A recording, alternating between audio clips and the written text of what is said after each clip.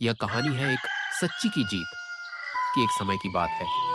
एक छोटे से गांव में राहुल नाम का एक लड़का रहता था। राहुल बहुत गरीब था, लेकिन उसका दिल बहुत साफ और सच्चा था। वह अपनी माँ के साथ एक छोटी सी झोपड़ी में रहता था। उसकी माँ बीमार रहती थी, इसीलिए घर चलाने की जिम्मेदारी राहुल के कंधों पर थी। राहुल हर सुबह जल्दी उठता, जंगल से लकड़ियां काटता और फिर उन्हें शहर के बाजार में बेचने जाता। वह मेहनती था, लेकिन कभी किसी के साथ बेईमानी नहीं करता था।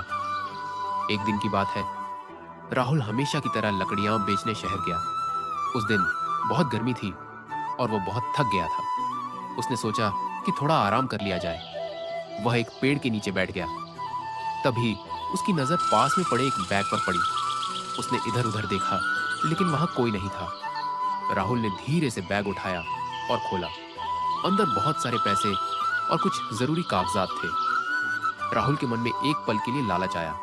उसने सोचा, अगर ये पैसे मैं रख लूं, तो मेरी माँ का इलाज हो सकता है और हमारी गरीबी खत्म हो जाएगी। लेकिन तभी उसे अपनी माँ की बातें याद आई। बेटा, चाहे कितनी भी मुश्किल हो, हमेशा सच्चाई का साथ देना। राहुल ने गहरी सांस ली और बोला, नहीं, ये पैसे मेरे नहीं हैं। मुझे इसके मालिक को ढूंढना चाहिए।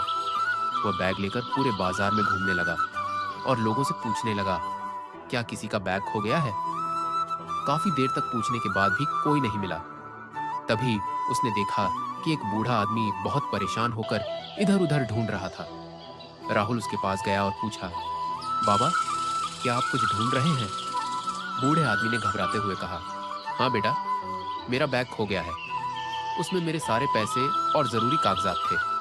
अगर वो नहीं मिला तो मैं बर्बाद हो जाऊंगा। राहुल ने मुस्कुराते हुए बैग आगे बढ़ाया और कहा, क्या यह आपका बैग है? बूढ़े आदमी की आंखों में खुशी के आंसू आ गए। उसने बैग खोला और देखा कि सब कुछ सुरक्षित था। वह बहुत खुश हुआ और बोला, बेटा, तुमने मेरी जिंदगी बचा ली।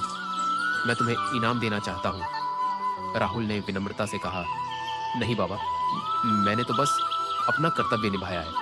मुझे इनाम की जरूरत नहीं। बूढ़ा आदमी राहुल की ईमानदारी से बहुत प्रभावित हुआ। उसने कहा, बेटा, तुम्हारे जैसे ईमानदार लोग बहुत कम होते हैं। मैं तुम्हारी मदद जरूर करूंगा।